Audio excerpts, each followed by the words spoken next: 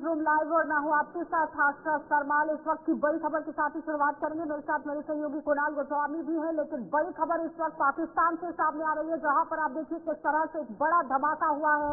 और पाकिस्तान से इस वक्त की बड़ी खबर, जहां पर रेलवे स्टेशन के अंदर ये बड़ा धमाका, क्वेटा रेलवे स्टेशन है जहां पर ये बड़ा धमाका हुआ है।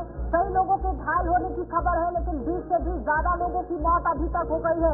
30 से भी ज्यादा लोगों के घायल होने की खबर सामने आई।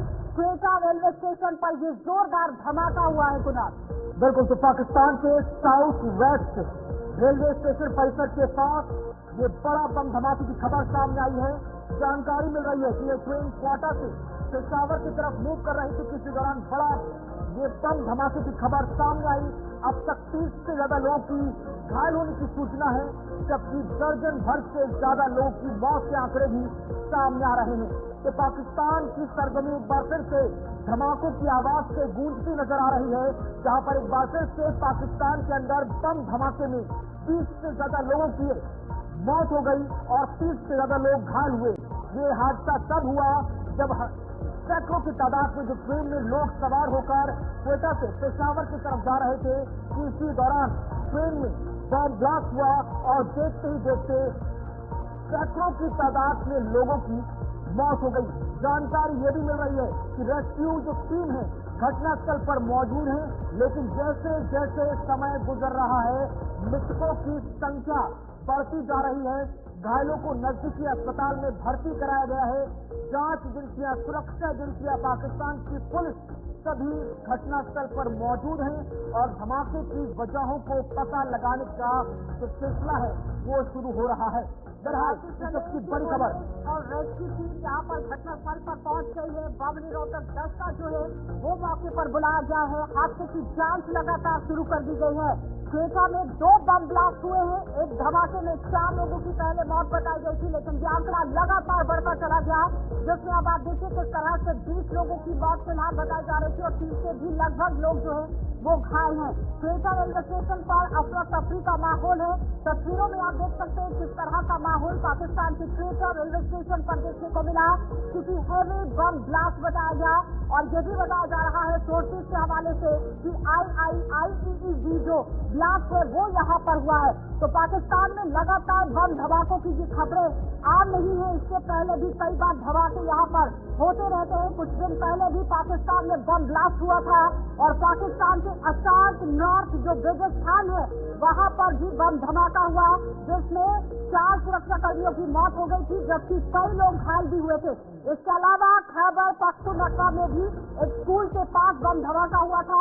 धमाके में 2 बच्चों की मौत हो गई थी। और अब ताजा अपडेट आपके सामने, जहाँ पर पाकिस्तान के अंदर क्वेटा रेलवे स्टेशन पर ये बड़ा धमाका होता है। बिल्कुल पास ये धमाका हुआ है, जहाँ पर 20 से भी ज्यादा लोगों की मौत हो गई है और सभी लोगों को रेस्क्यू भी किया गया है।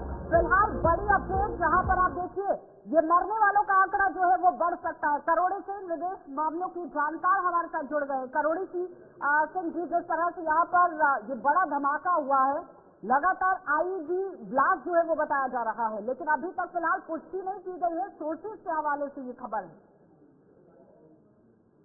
यस आशा जी, देखिए ऐसा है कि ये आतंकवादी अटैक होना पाकिस्तान में कोई नई बात नहीं है, क्योंकि वहाँ जिस तरह के टेररिस्ट ऑर्गेनाइजेशन काम कर रहे हैं, तो पाकिस्तान ने क्या है कि दूसरे देशों के अगेंस्ट में, जैसे भारत के अगेंस्ट में टेररिज्म को प्रमोट किया, ऑर्गेनाइजेशन को प्रमोट किया, लेकिन पाकिस्तान के अंदर भी बलूचिस्तान में और खैबर पख्तूनख्वा में और तहरीक तालिबान और पाकिस्तान इतने संगठन एक्टिव हैं और उन संगठनों को एक तरह से समाज से सपोर्ट मिल रहा है, क्योंकि बलूचिस्तान का ये कहना है कि हमारे यहाँ के रिसोर्सेज हैं और जो बलूच नेशनलिज्म है वो पाकिस्तान के राष्ट्रवाद से भी पुराना है। तो पाकिस्तान के जो पंजाबी एलिमेंट हैं या दूसरे जो चाइनीज प्रोजेक्ट वहाँ आ रहे हैं वो हमारे रिसोर्सेज का एक्सप्लॉयटेशन कर रहे हैं और हमारे लोगों को उसका फायदा नहीं मिल रहा है। तो बलूचिस्तान में तो उस तरह का है।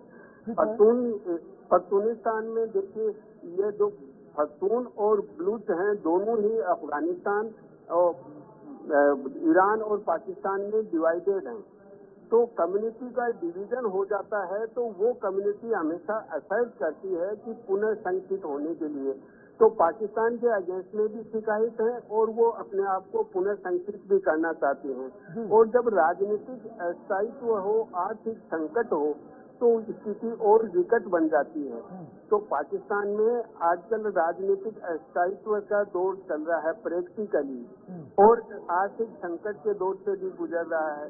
तो ऐसी स्थिति में जो सेना है और जो इंटेलिजेंस एजेंसीज हैं, वो जो सरकार है उसमें आपस में तनाव की स्थिति बनी हुई है कुछ सीमा तक। और लेकिन करोड़ों सिंह सर, ये जो बलोच के जो सीनियर एसएसपी हैं मोहम्मद बलोच, उनका ये कहना है कि it seems to be a suicide Baumer.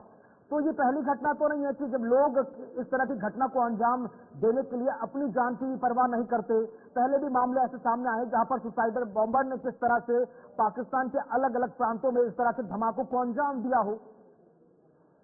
ये कुणाल जी, इस तरह का ये जो ह्यूमन बम का कंसेप्ट है सुसाइड वाला, ये श्रीलंका में एलटीटी से शुरू हुआ था, ये वहां से शुरू हुआ कंसेप्ट। तो इस तरह का सुसाइड बॉम्बर होना, क्योंकि कोई भी इंसान अगर मरने को तैयार होता है, उसको मालूम है कि मैं मरूंगा और फिर भी तैयार होता है, तो वो उसके कमिटमेंट को दर्शाता है, कितनी प्रतिबद्धता है अपने कार्य के लिए। प्रतिबद्धता है या उसका ब्रेन वॉश करके प्रतिबद्धता बनाई जाती है, दोनों ही स्थितियां होती हैं। तो ये ह्यूमन बम का है या तो सुसाइड बॉम्बर है, वो देखिए किसी भी कार्य के लिए उसको इस तरह से प्रेरित करती। जिस तरह से अगस्त 2016 की अगर हम बात करते हैं, सिविल अस्पताल के अंदर क्वेटा में ही इमरजेंसी वार्ड में यहाँ सुसाइड बॉम्बर ने खुद को उड़ा दिया था, 70 लोगों की मौत हो गई थी। 1 सितंबर 2016 को दोबारा से खैबर पख्तूनख्वा इलाके के अंदर यहाँ पर तालिबानी बॉम्बर ने खुद को उड़ा लिया था। 16 सितंबर 2016 को फिर से पाकिस्तान की एक मस्जिद के अंदर तालिबानी सुसाइडर बॉम्बर जो है वो पहुंचा था। 17 अक्टूबर को फिर से एक और कांड होता है, फिर 13 नवंबर 16 को फिर होता है, 17 को फिर से इस तरह से घटनाएं होती हैं। तो क्या माना जाए कि पाकिस्तान जो एक आतंक का सरगना माना जाता है, स्लीपर सेल्स, OGWs, कई आतंकी संगठन वहां पर पनाह लिए हुए हैं। कहते हैं ना कि जिनके घर शीशे के होते हैं वो दूसरों के घरों में पत्थर नहीं मारते हैं, वरना अपने ही घर के अंदर नुकसान झेलना पड़ सकता है। वही नतीजा पाकिस्तान के अंदर आज देखने को मिल रहा है। कट गया था। हेलो जी जी, हेलो, हाँ जी, आपको सवाल पहुंचा? बीच में कट गया। 2016-17 में लगातार हमले हुए, जिसमें मैंने आपको पहले भी बताया कि खैबर पख्तूनख्वा के अंदर किस तरह से सुसाइडर बॉम्बर पहुंचा, कई लोगों की मौत हो गई। और सवाल यहाँ पर यह है कि जो आतंक को पनाह देने वाला सरगना पाकिस्तान, क्योंकि जम्मू कश्मीर के अंदर हालात को बिगाड़ने की कोशिश, और बार बार जिस तरह से कहा जाता है कि जिनके घर खुद के शीशे के होते हैं वो दूसरों के घरों में पत्थर नहीं मारते हैं, उसका खामियाजा पाकिस्तान भुगत रहा है आज। क्योंकि आईईडी ब्लास्ट बताई जा रही है सोर्सेज के हवाले से जो खबर है।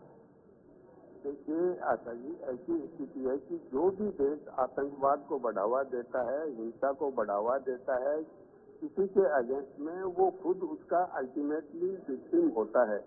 क्योंकि अगर आप अपने ही समाज में आतंकवादियों को तैयार करेंगे तो उनका एक दृष्टिकोण होता है, वो फिर आपके अगेंस्ट में भी हो जाते हैं। जैसे अमेरिका पाकिस्तान दोनों ने मिलकर तालिबान को बढ़ावा दिया। पहले अमेरिका ने तालिबान को भुगता, अब पाकिस्तान भी तालिबान को भुगत रहा है। तहरीक तालिबान पाकिस्तान है वो। तो इस तरह का अगर आप गलत दिशा में जाओगे, अगर आपके साधन सही नहीं है, तो आपका अच्छा उद्देश्य हासिल नहीं हो सकता। बहुत बहुत धन्यवाद जुड़ने के लिए। तो फिलहाल पाकिस्तान के क्वेटा के अंदर आपने देखा कि रेलवे स्टेशन के बिल्कुल पास एक बड़ा धमाका हुआ, लेकिन बड़ी अपडेट आपके सामने रख देते हैं, जहां पर देखिए झारखंड से बड़ी खबर देखने को मिल रही है, क्योंकि सियासी सरगर्मियां लगातार तेज हो गई हैं। झारखंड के अंदर चुनावों के बीच में इनकम टैक्स का ये छापा पड़ा है, और सीएम सोरेन के पीएस, यानी कि आप देखिए पीएस के घर के अंदर आईटी की रेड हुई है। रांची जमशेदपुर के अंदर 17 ठिकानों पर छापे मारे गए हैं। चुनाव में हवाला के जरिए जहां पर पैसे का लेन देन को मद्देनजर रखते हुए ये बड़ी छापेमारी यहाँ पर हुई है। बिल्कुल, तो झारखंड विधानसभा चुनाव जहां पर आने वाले वक्त में 2 चरणों में संपन्न होते हुए नजर आएंगे, लेकिन इसी बीच इनकम टैक्स की टीम ने मुख्यमंत्री हेमंत सोरेन के PS यानी पर्सनल सेक्रेटरी के घर सुनील श्रीवास्तव के आवास समेत उनके रिश्तेदारों के समेत कुल 16 से 17 के ठिकाने हैं, चाहे जमशेदपुर हो या रांची हो, जहां पर छापेमार की कार्रवाई लगातार सामने आ रही है। मामले को लेकर लगातार एक के बाद एक कई टीमें यहां पर दबिश दे रही हैं। सुनील श्रीवास्तव हेमंत सोरेन के राइट हैंड भी कहे जा सकते हैं, पर्सनल सेक्रेटरी भी हैं, निजी सचिव भी हैं, और अब जिस तरह की कार्रवाई की खबर सामने आई है, तस्वीरें आपके सामने टीवी स्क्रीन पर, उसके बाद झारखंड की सियासत में नया सियासी भूचाल आ गया है, क्योंकि विपक्ष अब एक बार फिर से इस मुद्दे को उछालता हुआ नजर आएगा कि मौजूदा केंद्र सरकार या भारतीय जनता पार्टी को जब जब चुनाव हाथ से निकलता हुआ नजर आता है तो IT या फिर CBI की टीमों का इस्तेमाल किया जाता है। लेकिन राजधानी रांची में इनकम टैक्स की लगातार कार्रवाई झारखंड के अंदर चल रही है, क्योंकि राजधानी रांची में आयकर विभाग की तरफ से छापेमारी की गई है। 9 जगह पर एक साथ ये दबिश दी गई है। झारखंड में आचार संहिता लागू है, लेकिन उसके बीच में इस तरह से इनकम टैक्स डिपार्टमेंट की तरफ से छापेमारी की गई है। केंद्रीय एजेंसियां लगातार सक्रिय मोड पर हैं। हेमंत सोरेन के निजी सचिव के घर पर भी बड़ा छापा मारा गया है। बिल्कुल, इससे पहले भी हमने देखा था कि आज से करीब 3 महीने पहले ही हेमंत सोरेन के जो निजी सचिव हैं सुनील श्रीवास्तव फिर सुर्खियों में आए थे, जब चंपई सोरेन को मुख्यमंत्री के पद से हटाया जा रहा था, तब ये वही व्यक्ति था। आशा आपको याद होगा। तो बहरहाल क्या कुछ बयान सामने आए सरकार के प्रति उसको निभाने का काम किया।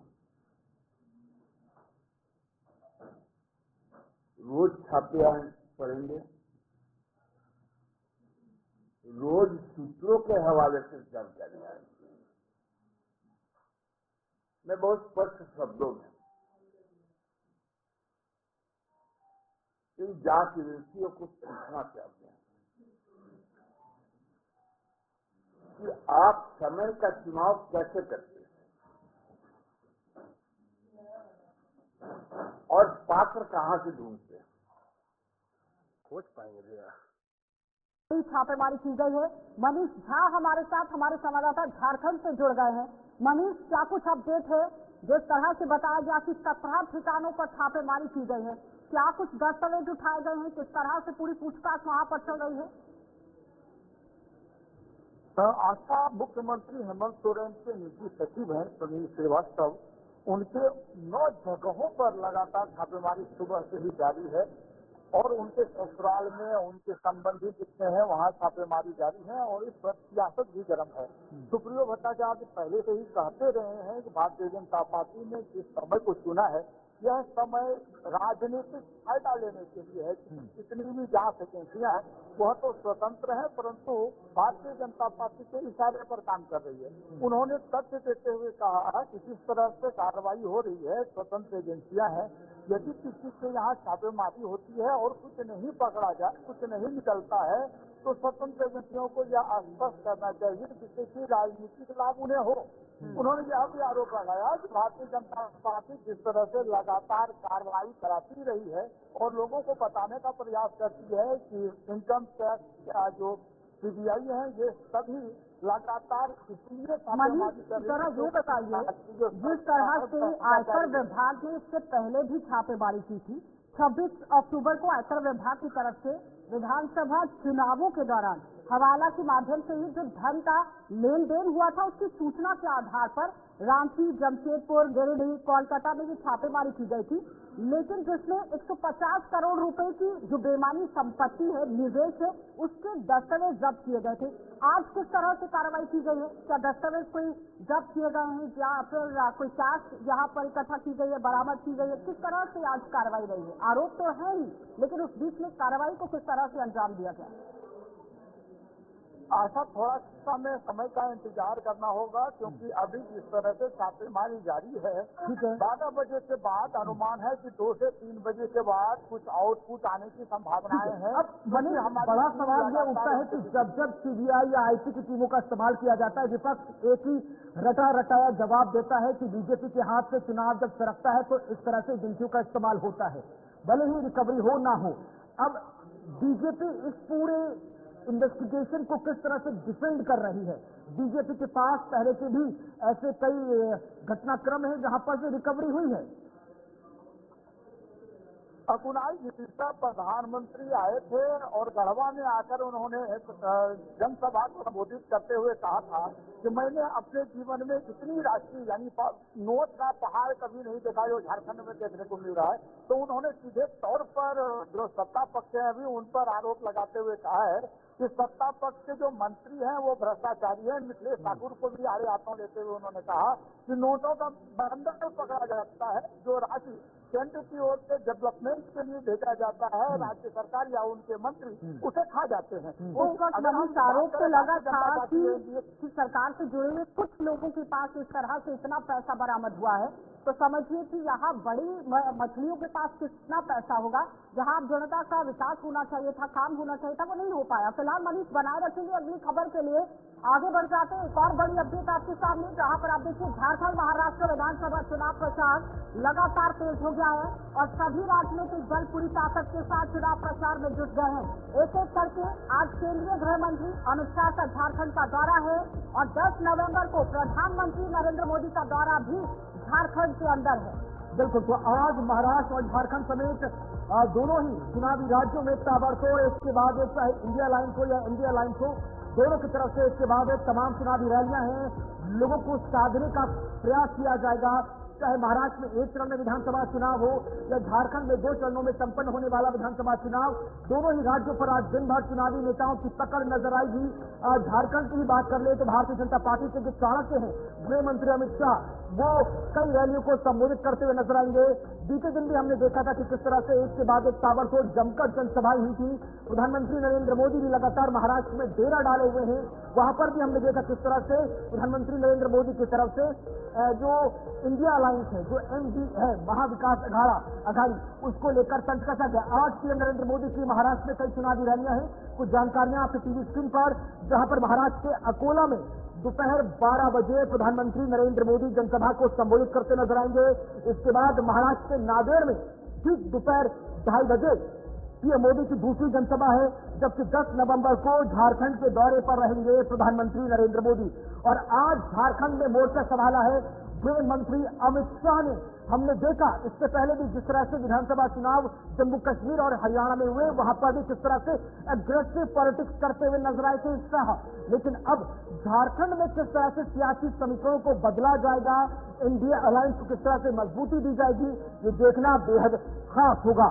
लेकिन उस बीच में देखिए झारखंड के अंदर यहाँ पर लगातार अपनी बात को सामने रखने की कोशिश की गई। महाराष्ट्र के अंदर कांग्रेस को कटाक्ष करते भी देखा गया, लेकिन फिलहाल निशाना कांग्रेस पर साधा गया और बार बार 370 पर स्टैंड पूछा जा रहा है। क्योंकि बताते चले कि प्रधानमंत्री नरेंद्र मोदी की तरफ से भी 370 को लेकर कांग्रेस को घेरने की कोशिश हुई। महाराष्ट्र के अंदर भी, झारखंड के अंदर भी इसी तरह से कवायद जो है वो तेज कर दी गई है। लेकिन फिलहाल सभी राजनीतिक दल जिस तरह से एक एक करके अपनी ताकत झोंक रहे हैं, झारखंड के अंदर क्या कुछ समीकरण बनेगा ये बड़ी बात है। दूसरी तरफ महाराष्ट्र के अंदर यहाँ पर क्या कुछ समीकरण बनेगा ये बड़ा सवाल है। क्योंकि कांग्रेस पर 370, संविधान को लेकर, आदिवासी को लेकर, जल जीवन जंगल को लेकर बड़े मुद्दे उठाए गए कि आखिर जहाँ कांग्रेस पार्टी की तरफ से क्या कुछ काम किया गया, ये बड़ा सवाल था। हमारे साथ मनीष झा ने एक बार फिर से ज्वाइन कर लिया है। मनीष, आप ही के पास आएंगे। जिस तरह से 370 को लेकर कांग्रेस पार्टी को लगातार घेरने की कोशिश हो रही थी और झारखंड के अंदर जो रैलियां हैं, वो रैलियां किस तरह से रखी गई हैं, क्या कुछ तैयारियां हैं, कितने समय के लिए रहेंगी, क्या कुछ सौगातें रहेंगी, अपडेट कीजिएगा। आशा, आज हजारीबाग में केंद्रीय गृह मंत्री अमित शाह हैं और वहां हम लोग जा रहे हैं। यहाँ से कुछ ही दूरी पर वो है। निश्चित तौर पर जो जम्मू कश्मीर स्थिति अभी बन रही है, धारा 370 की जो बातें चल रही है, ये बातें यहाँ उभर कर सामने आएंगी। और जो हेमंता बिश्व शर्मा है, उन्होंने जिस तरह से लगातार घुसपैठियों की बात की है, बांग्लादेशी घुसपैठी घुस रहे हैं भारत में और उन्हें जगह मिल रहा है, इसको लेकर हेमंत सरकार को घेरने का प्रयास किया है। तो ये जो 2 प्रमुख मुद्दे हैं, जो राष्ट्रीय मुद्दे हैं, निश्चित तौर पर आज उसे उठाने का प्रयास करेंगे अमित शाह। और जो जगह है जहाँ लगातार इस तरह की बातें होती रही हैं, जो 2 समुदाय हैं वो आमने सामने होते रहे हैं, तो ये मुद्दा जो एक नया मुद्दा मिला है भारतीय जनता पार्टी को, निश्चित तौर पर ये चुनाव पर प्रभाव डालेगा और इसका समीकरण बनाते नजर आएंगे भारतीय जनता पार्टी के ठीक है, महाराष्ट्र का रुख कर रहे हैं हमारे साथ हमारे संवाददाता लगातार ग्राउंड जीरो से जुड़े हुए हैं। आपसे समझना चाहेंगे एनडीए वर्सेस महायुति को लेकर जो जमकर सियासी लड़ाई चल रही है, 288 विधानसभा सीटों पर एक ही चरण में मतदान होने जा रहा है और आज का दिन भी बेहद खास है। राहुल गांधी से लेकर प्रधानमंत्री नरेंद्र मोदी तक अपने अपने अलायंस के लिए जमकर चुनाव प्रचार करते नजर आ रहे हैं। हाँ देखिए कुणाल, जो खास तौर से प्रधानमंत्री नरेंद्र मोदी का आज महाराष्ट्र में अकोला जिले में एक चुनावी प्रचार रैली को संबोधित करना है और वहीं इस अकोला में अमरावती के 5 जिले जो है, अमरावती डिवीजन के 5 जिले, वो सभी यहाँ के जितने भी महायुति के जो उम्मीदवार हैं वो साथ में रहेंगे और आसपास के जो भी विधानसभा क्षेत्र है वहाँ सब महायुति की जो भी गठबंधन के उनके बीजेपी के साथ में जो भी अलायंस है वो सभी उम्मीदवार यहाँ आज मौजूद रहेंगे और चुनावी प्रधानमंत्री का जो आज रैली है, संबोधन है, तो ये वहाँ सब मौजूद रहेंगे। और आज प्रधानमंत्री खास तौर से कांग्रेस पर ही, जैसे मतलब जो कल तक जो चला कांग्रेस पर हमले, वही यहाँ हो सकते हैं आज, ऐसी उम्मीद लगाई जा रही है। और खास बात यह है कि यहाँ बहुत पुलिस महाविकास आघाड़ी और भारतीय जनता पार्टी की बात करें तो एक बड़ा दावा किया गया कि सूबे के अंदर प्रो इनकम्बेंसी है और इसके अगेंस्ट यहाँ पर आप देखिए किस तरह से वोट पड़ेंगे, एक बड़ा दावा। उसके बाद यहाँ पर एनडीए की तरफ से ये दावा किया गया कि सरकार के खिलाफ हवा है, वहां से अपने आप को आप देखिए किस तरह से काट कर लीजिए। लेकिन विधानसभा में जीत हासिल करने के लिए सरकार पूरी तरह से लोगों के दर्द पर मरहम लगाने की कोशिश करेगी। आपको लगता है कि फायदा होने वाला है? किस तरह का रहेगा समीकरण? हाँ देखिए, खास तौर से हम देख रहे हैं कि यहाँ जो है बगावत जो है बहुत ज्यादा बढ़ चुकी है, पार्टियों में बगावत देखी जा रही है। जो हर बीजेपी की जो उम्मीदवार है उनकी ही फाइट में बीजेपी के ही उम्मीदवार उतरे हैं, लेकिन वो अपक्ष है और यहाँ जो है और दूसरी पार्टियों के भी उम्मीदवार है। वोट का बंटवारा होता हुआ नजर आता है। यही जो बड़े नेता जो चुनावी प्रचार रैलियां कर रहे हैं उसका कुछ फर्क देख सकते हैं, लेकिन यहाँ ऐसा मुश्किल नजर आ रहा है। अब जो सरकार है बहुत ज्यादा मेहनत कर रही है, लेकिन पार्टी में ही बगावत के सुर देखने को मिल रहा है। दो महत्वपूर्ण सवाल हैं, दो जो इस सबसे ज्यादा चुनावी मुद्दे इर्द गिर्द घूमते नजर आ रहे हैं। एक बटेंगे तो कटेंगे का नारा जो एनडीए की तरफ से दिया गया है, महायुति की तरफ से दिया गया है, और एनडीए की हम बात करें तो वहां से जुड़ेंगे तो जीतेंगे की बात। और दूसरी तरफ बीते कई दिनों से हम जो लाडली योजना है उसको लेकर भी जमकर राजनीति होती देख रहे हैं। ग्राउंड जीरो पर इन मुद्दों के कितने इम्पैक्ट नजर आ रहे हैं? अब देखिए, ये मुद्दे जो है ये तो अपनी जगह पर है और खासतौर से अभी प्रधानमंत्री ने कल एक नया नारा दिया है, एक रहेंगे तो सेफ रहेंगे। अब ये नए नए नारे सामने आ रहा है भारतीय जनता पार्टी द्वारा, लेकिन इसका भी कुछ खास असर क्योंकि देखने को तो नहीं मिल रहा है और दूसरी पार्टी इसको बनाने की कोशिश में तो जरूर है। महाविकास आघाड़ी गद्दारों पर इलेक्शन लड़ रही है, गद्दारों का नारा दिया है। ये अलग अलग तरीके से चुनाव लड़ा जा रहा है। और इरशाद, बहुत बहुत धन्यवाद जुड़ने के लिए और मनीष आपका भी धन्यवाद जुड़ने के लिए। लेकिन फिलहाल लगातार महाराष्ट्र से झारखंड के अंदर सियासत तेज हो गई है क्योंकि एक एक करके ताबड़तोड़ यहाँ पर रैलियां हो रही हैं और ताबड़तोड़ रैलियों के बाद कांग्रेस पर सीधे सीधे निशाना साधा जा रहा है। सीधा आपको उत्तराखंड लिए चलेंगे। स्थापना दिवस को लेकर मुख्यमंत्री यहाँ पर क्या कुछ कह रहे हैं वो मुझे विश्वास है हमारे प्रवासी उत्तराखंड वासी राज्य की विकास यात्रा में ऐसे ही बड़ी भूमिका निभाते रहेंगे। साथियों, उत्तराखंड के लोगों को अपनी आशाओं और आकांक्षाओं को पूरा करने के लिए लंबे समय तक अलग राज्य के लिए प्रयास करना पड़ा था। ये प्रयास तब पूरे हुए जब केंद्र में श्रद्धेय अटल जी के नेतृत्व में, बीजेपी के नेतृत्व में एनडीए की सरकार बनी। मुझे खुशी है कि जिस सपने के साथ उत्तराखंड का गठन हुआ था वो हम सब साकार होते देख रहे हैं। देवभूमि उत्तराखंड ने हम सभी को, भाजपा को हमेशा खूब सारा प्यार दिया है, अपनत्व दिया है।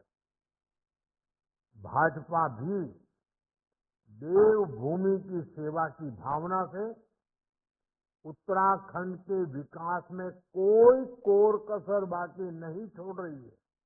साथियों, कुछ दिन पहले ही केदारनाथ मंदिर के कपाट बंद हुए हैं।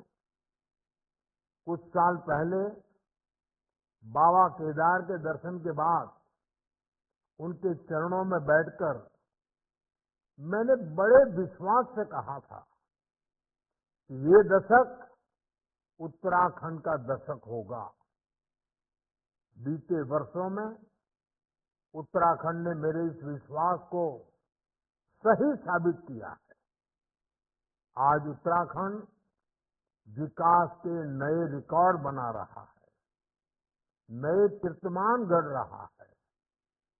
पिछले साल के सस्टेनेबल डेवलपमेंट गोल्स इंडेक्स में उत्तराखंड को पहला स्थान प्राप्त हुआ है। ईज ऑफ डूइंग बिजनेस में राज्य को अचीवर्स और स्टार्टअप रैंकिंग में लीडर्स की कैटेगरी में रखा गया है। पिछले 1.5-2 वर्षों में उत्तराखंड की राज्य विकास दर में 1.25 गुना से ज्यादा की बढ़ोतरी हुई है। इस साल जीएसटी कलेक्शन में भी 14% का उछाल आया है। 2014 में उत्तराखंड में प्रति व्यक्ति आय करीब 1.25 लाख रुपये सालाना थी, जो आज बढ़कर 2,60,000 रुपये हो चुकी है। 2014 में उत्तराखंड राज्य का सकल घरेलू उत्पाद यानी स्टेट की जीडीपी 1,50,000 करोड़ के आसपास थी। चलिए, तो फिलहाल प्रधानमंत्री को आप सुन रहे थे किस तरह से राज्य स्थापना दिवस पर उत्तराखंड के लोगों की बात वो कर रहे हैं कि किस तरह से उपलब्धियां उन्होंने अपनी रखी है। लेकिन उनके साथ साथ सीएम पुष्कर सिंह धामी क्या कुछ कह रहे हैं वो भी जरा सुन लीजिए। आप सबको प्रणाम करता हूं और आप सबकी उपस्थिति को स्वागत करता हूं, आप सबका अभिनंदन करता हूं। कार्यक्रम में उपस्थित हमारे दूर दूर से आए हुए सभी भाइयों बहनों, बड़े बुजुर्गों, मेरे नौजवान साथियों, उपस्थित हमारे छात्र छात्राओं, पत्रकार मित्रों एवं छायाकार बंधुओं, मैं सबसे पहले आप सभी को आज राज्य स्थापना दिवस की बहुत बहुत बधाई देता हूं, शुभकामनाएं देता हूं। और अभी विगत दिनों अल्मोड़ा जिले में हुई भीषण बस दुर्घटना में दिवंगत हुए सभी हमारे बीच के भाई बहनों को, बच्चों को, जिन्होंने जो हमारे बीच में अब नहीं रहे, उनको अपनी श्रद्धांजलि अर्पित करता हूं तथा बाबा केदार से घायलों के लिए प्रार्थना करता हूं।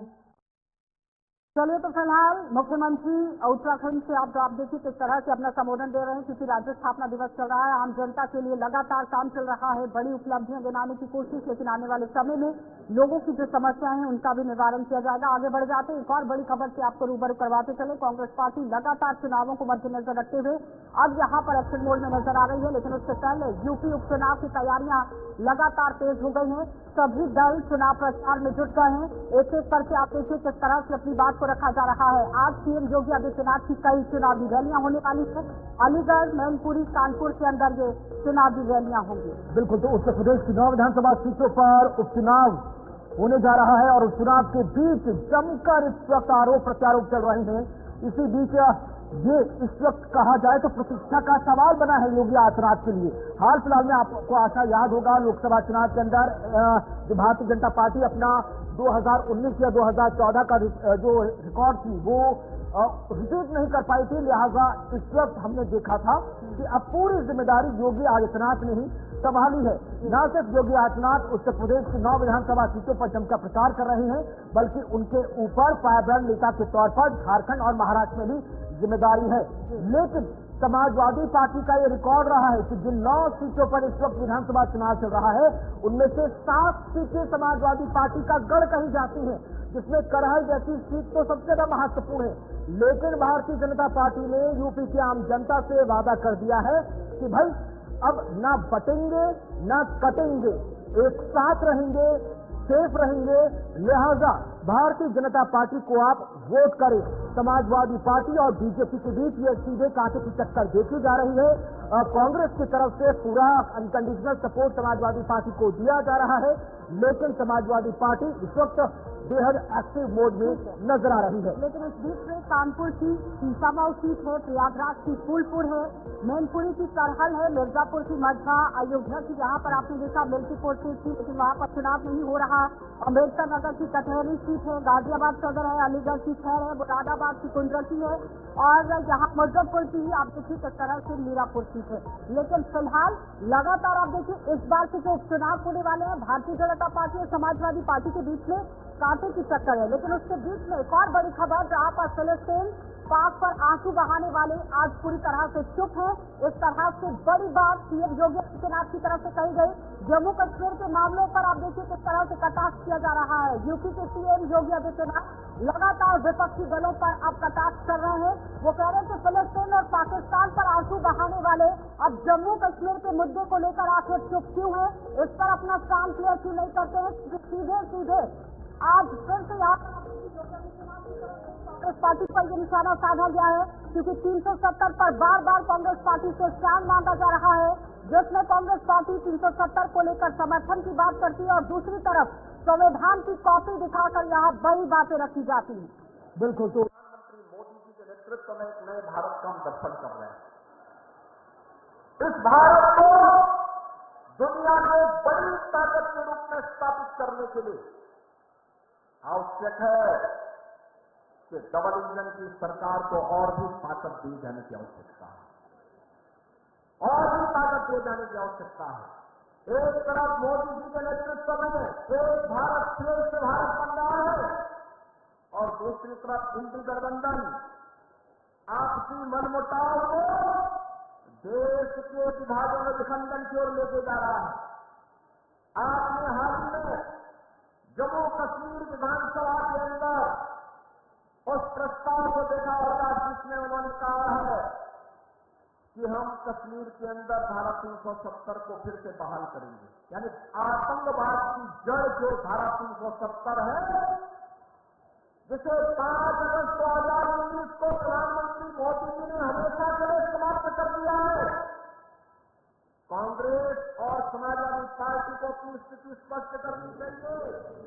चलिए, तो फिलहाल सीएम योगी आदित्यनाथ को आप सुन रहे हैं, जहां पर उन्होंने कांग्रेस पार्टी से स्टैंड क्लियर करने की बात कह दी है। हमारे साथ गौरव पांडे ने ज्वाइन कर लिया है। गौरव, फिलिस्तीन पाक को लेकर जमकर आंसू बहाना, लेकिन जम्मू कश्मीर पर पूरी तरह से चुप्पी साधी गई है। इस तरह से आप देखिए कटाक्ष सीएम योगी आदित्यनाथ की तरफ से किया गया है। बार बार स्टैंड क्लियर करने की बात कही जा रही है कांग्रेस को। देखिए, साफ तौर पे अगर मैं बात करूं सीएम योगी की, तो लगातार वो इस वक्त रैलियों को संबोधित कर रहे हैं और खासकर सबसे बड़ी बात ये है कि कांग्रेस पर साध रहे हैं निशाना। बाकी जम्मू कश्मीर के मामले में या धारा 370 के मामले में इन तमाम मुद्दों को लेकर के विशेषकर उत्तर प्रदेश के मुख्यमंत्री योगी आदित्यनाथ वैसे भी फायरब्रांड नेता कहे जाते हैं। फायरब्रांड नेता होने के नाते इनका एक तरीके से बीजेपी का ये कर्तव्य भी बन जाता है और भारतीय जनता पार्टी में इकलौते ऐसे नेता हैं जो साफ तौर पर मुखर होकर अपनी बात रखते हैं और एक बार फिर से मुखर होकर के ही अपनी बात रख रहे हैं, जहां पर फिलिस्तीन पाक को लेकर के जमकर बरसे और तमाम इन मुद्दों को लेकर के लगातार जनता को संबोधित कर रहे हैं। और हाल ही में उत्तर प्रदेश में अब उपचुनाव भी हैं। उपचुनाव से पहले दूध का दूध और पानी का पानी कर देने की नीयत के साथ इस वक्त भारतीय जनता पार्टी काम कर रही है। नहीं, लेकिन ये 9 सीटें जो विधानसभा चुनाव के उपचुनाव के तहत सामने आ रही हैं, क्या नजर आ रहा है? धारा 370 का इस्तेमाल होना जम्मू कश्मीर विधानसभा चुनाव में, या बटेंगे कटेंगे एक रहेंगे तो सेफ रहेंगे जैसे मुद्दों पर जमकर राजनीति होना, या इन शब्दों का मंचों पर इस्तेमाल होना, इमोशनल वोट अपील हो रही है गौरव? बिल्कुल कुणाल, देखिए साफ तौर पे उत्तर प्रदेश में अब पोस्टर वॉर की राजनीति हो चुकी है। पहले 27 के सत्ताधीश यानी कि अखिलेश यादव, उसके बाद 27 के पालनहार यानी कि संजय निषाद, और अब एक बार फिर से लखनऊ में समाजवादी पार्टी के नेता हैं, उसके साथ साथ भारतीय गौ सेवा आयोग के अध्यक्ष हैं, उन्होंने भी एक पोस्टर लगा दिया जिसमें लिखा है हिंदू बटेगा नहीं। यानी कि दो धड़ों में बट गई है उत्तर प्रदेश की राजनीति। पहला धड़ा है अल्पसंख्यक, दूसरा धड़ा है हिंदू, और इन दोनों को वोट बैंक के रूप में साधते हुए उत्तर प्रदेश के मुख्यमंत्री हो, चाहे समाजवादी पार्टी के राष्ट्रीय अध्यक्ष अखिलेश यादव हो या तीसरी पार्टी कांग्रेस हो, सभी जिस तरह से इस बार अटकलें ये लगाई जा रही थी कि इस बार मुद्दों पर राजनीति नहीं होगी, इस बार जातीय समीकरण उत्तर प्रदेश के अंदर उपचुनावों में बनेगा। क्या लगता है कि फायदा उसी को मद्देनजर रखते हुए इस बार चुनावों में हो सकता है? क्योंकि बीजेपी और समाजवादी पार्टी के बीच में तो कांटे की टक्कर है ही, लेकिन एक थर्ड फ्रंट भी सामने आ रहा है जिसमें बीएसपी एएसपी भी मैदान में है, तो कहीं ना कहीं मुकाबला त्रिकोणीय होने वाला है। बिल्कुल, देखिए पहला चुनाव है जिसमें मायावती ने भी इस बार अपने कैंडिडेट को उतारा है। साफ तौर पे जो त्रिकोणीय मामला बन रहा है जिसकी आप बात कर रहे हैं उत्तर प्रदेश, अगर आप बात करें तो समाजवादी और भारतीय जनता पार्टी की विशेष टक्कर होने वाली है। कांग्रेस सपोर्ट कर रही है समाजवादी पार्टी का, जिन सीटों पर बात हो रही थी कांग्रेस की और समाजवादी पार्टी की, सीटों पर समाजवादी पार्टी बहुत बहुत धन्यवाद जुड़ने के लिए। तो फिलहाल आपने देखा कि उत्तर प्रदेश के अंदर क्या कुछ समीकरण बन रहा है, लेकिन उस बीच में एक और बड़ी खबर पंजाब से, जहां पर आप देखिए पंजाब के अंदर भी ताबड़तोड़ रैलियां तेज कर दी गई हैं। आम आदमी पार्टी की तरफ से ये चुनावी रैलियां, केजरीवाल धुआंधार चुनावी रैलियां करने में जुट गए हैं। आम आदमी पार्टी लगातार अपनी कमान संभाले हुए है, लेकिन इस बीच में यहाँ पर सभेवाल और डेरा बाबा नानक के अंदर ये रैलियां की जाएंगी और पंजाब के मुख्यमंत्री भगवंत मान भी इन रैलियों में साथ केजरीवाल के रहेंगे, लेकिन मुद्दों को गिनाना जरूरी है। अब देखिए पंजाब के अंदर लगातार किसानों का मुद्दा सबसे बड़ा बना, लेकिन इस बार यहाँ पर सभेवाल और डेरा बाबा नानक के अंदर किस तरह का संबोधन रहने वाला है कुणाल, ये बड़ी बात है। बिल्कुल, अगर आप इन दोनों सीटों को आशा देते हैं सभेवाल या डेरा बाबा नानक की, तो ये आपको ये इनकी हिस्ट्री बड़ी मिक्स नजर आएगी। कभी इन सीटों पर शिरोमणि अकाली दल कब्जा करती नजर आई थी, तो कभी कांग्रेस की भी इन सीटों पर हाथ की पकड़ नजर आई थी। लेकिन इस बार क्योंकि अक्सर कहा जाता है कि विधानसभा उपचुनावों में उस पार्टी को ज्यादा फायदा होता है जिसकी राज्य में सरकार हो, लिहाजा पंजाब में आम आदमी पार्टी मौजूदा वक्त में सरकार संचालित कर रही है, उसको इस बार नजर आ रही है कि इन दोनों सीटों पर जहां शिरोमणि अकाली दल एक वक्त तक या कांग्रेस की पकड़ रही, इस बार झाड़ू उन पार्टियों को साफ करती हुई नजर आएगी। इसलिए भले ही अरविंद केजरीवाल मुख्यमंत्री कुर्सी पर ना हो, लेकिन आम आदमी पार्टी के सबसे बड़े फायदा नेता हैं, पार्टी के संयोजक हैं, लिहाजा उनकी भी जमकर उनका इस्तेमाल किया जा रहा है। आज इन दोनों जगहों पर अरविंद केजरीवाल जनता को संबोधित करते नजर आएंगे। एक बार फिर से पंजाब में जो 5 गारंटियां हैं उनको यहाँ पर जनता के सामने रखा जाएगा।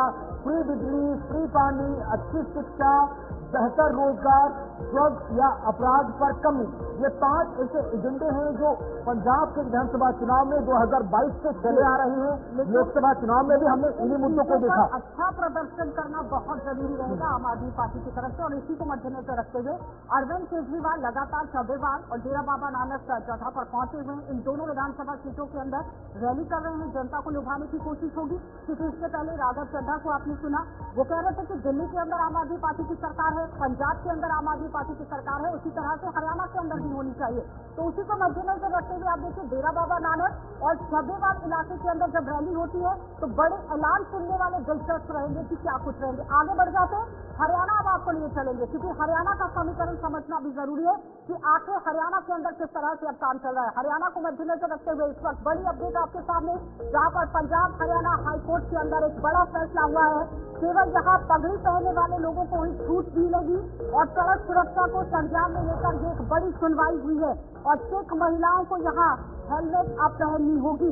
पंजाब और हरियाणा हाईकोर्ट ने हेलमेट पहनने से छूट के मामले में ये स्पष्ट किया है कि ये केवल पगड़ी पहनने वाले सिख पुरुषों के लिए है, अन्य किसी भी महिला को इससे कोई छूट नहीं होगी। बिल्कुल, तो लगातार आशा आपने देखा सुबह कल शाम से ही महिलाओं को लेकर 2 खबरें बहुत ज्यादा लाइमलाइट में रही। एक कानपुर की खबर लाइमलाइट में जो आपने गुड मॉर्निंग इंडिया में भी जनता के सामने पहुंच की कि भाई जो महिला सलून है या ब्यूटी पार्लर है या जिम्स है वहां पर महिला कोच ही चाहिए। यहाँ पर आज ये खबर पंजाब हरियाणा का हाईकोर्ट से निकलकर सामने आई, जहाँ पर महिलाओं को स्पेशली सिख महिलाओं को हेलमेट से कोई छूट नहीं मिलेगी, क्योंकि पहले अमूमन जब सिख समुदाय से जुड़े जो मेल लोग हैं उनको ये छूट थी कि भाई आप टर्बन बांधते हैं, पगड़ी बांधते हैं, लिहाजा आप हेलमेट नहीं पहन सकते, तो महिलाएं भी अपने आप को उस कैटेगरी में रख लेती थी। लेकिन अब पंजाब हरियाणा हाईकोर्ट ने स्पष्ट निर्देश दे दिया है कि सिख महिलाओं को अब इससे छूट नहीं मिलेगी। किसी तरह का कोई कंफ्यूजन ना रखें, जैसे बाकी अन्य संप्रदाय और धर्मों की महिलाएं सुरक्षा को लेकर कोई कॉम्प्रोमाइज नहीं होगा, ये बड़ी बात है। क्योंकि अगर आप सड़क हादसे का यहाँ पर शिकार हो जाती है तो उसका जिम्मेदार कौन रहेगा, उसकी जवाबदेही कौन देगा। तो फिलहाल पगड़ी पहनने वाले लोगों को हेलमेट के लिए जहाँ पर निजात मिल गई है, लेकिन उस बीच में महिलाओं को उसी तरह से ट्रैफिक का जो रूल है वो फॉलो करना होगा। आगे बढ़ जाते हैं, एक और बड़ी खबर आपको दिखा देते हैं। देखिए, यूपी के अंदर लखनऊ में गोमती पुस्तक महोत्सव मनाया जा रहा है। सीएम योगी आदित्यनाथ की तरफ से यहाँ पर उद्घाटन किया गया है और अब यहाँ टेक्नोलॉजी के सही इस्तेमाल की जरूरत है, इस तरह से सीएम योगी आदित्यनाथ की तरफ से ये बात कही गई। अब टेक्नोलॉजी हमें चला रही है, इस तरह से वो कह रहे हैं, और साथ ही साथ तकनीक के साथ आगे बढ़ना जरूरी है। हम स्मार्टफोन में कैद हो गए हैं, अब टेक्नोलॉजी की ओर आगे बढ़ने की जरूरत है। बच्चों की जो व्यवहारिकता है उसमें फिलहाल कमी आ गई है, लेकिन अगर हम टेक्नोलॉजी का सही से इस्तेमाल करते हैं, जिसकी आज के समय में फिलहाल जरूरत भी है, क्योंकि तकनीक के हिसाब से अगर देखा जाए तो मॉडर्नाइजेशन की तरफ आगे बढ़ना बहुत जरूरी है। तो मुख्यमंत्री योगी आदित्यनाथ जो गोमती पुस्तक महोत्सव में स्पेशली उन्होंने जो ये बयान दिया, ये क्या कुछ कहा नजर आई है? सामने लाने का प्रयास करेगा तो वर्तमान पीढ़ी को भी एक नया मार्गदर्शन प्राप्त होगा। नेशनल बुक ट्रस्ट ने पहल प्रारंभ की है। लखनऊ में 30वां संस्करण गोमती नदी के तट पर गोमती पुस्तक महोत्सव के रूप में है।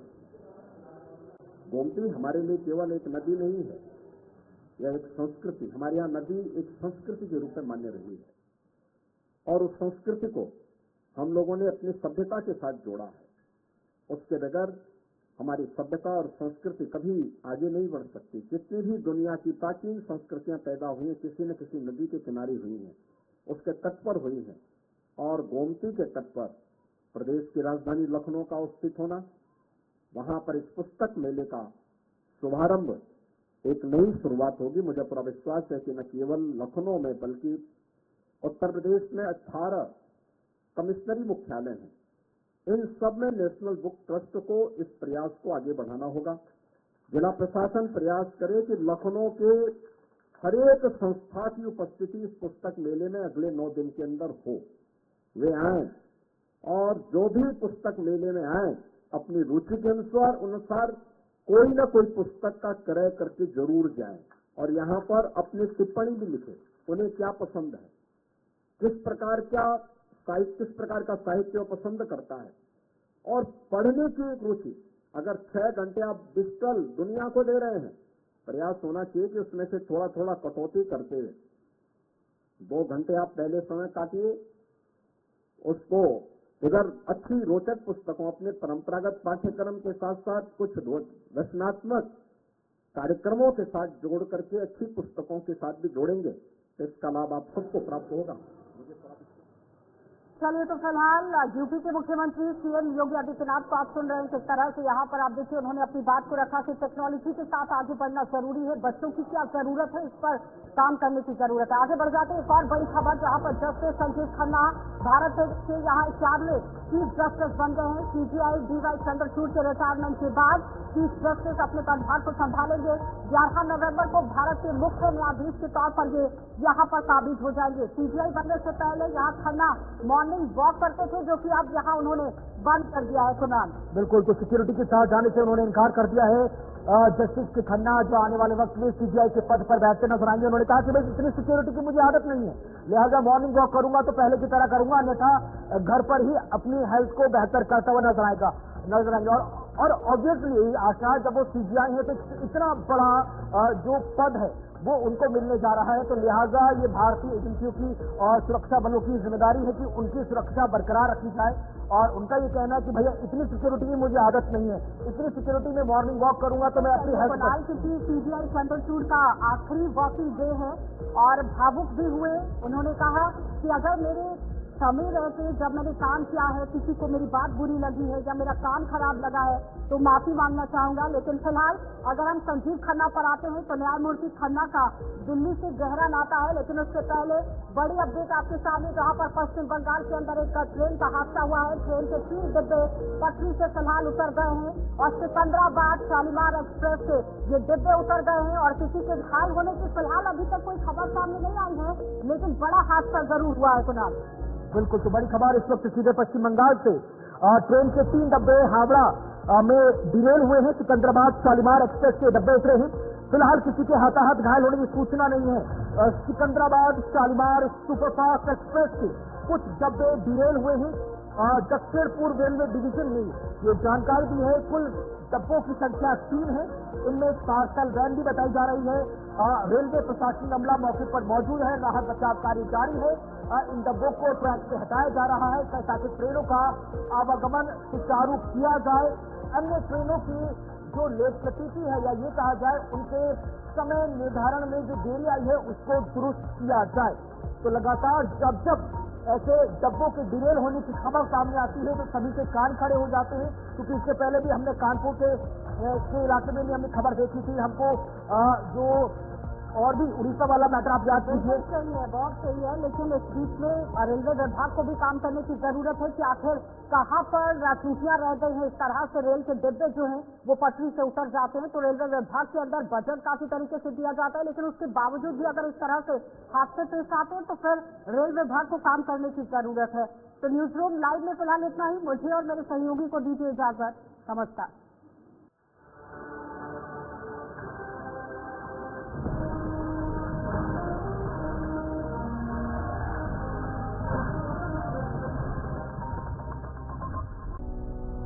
उत्तराखंड ने पकड़ी औद्योगिक विकास की रफ्तार।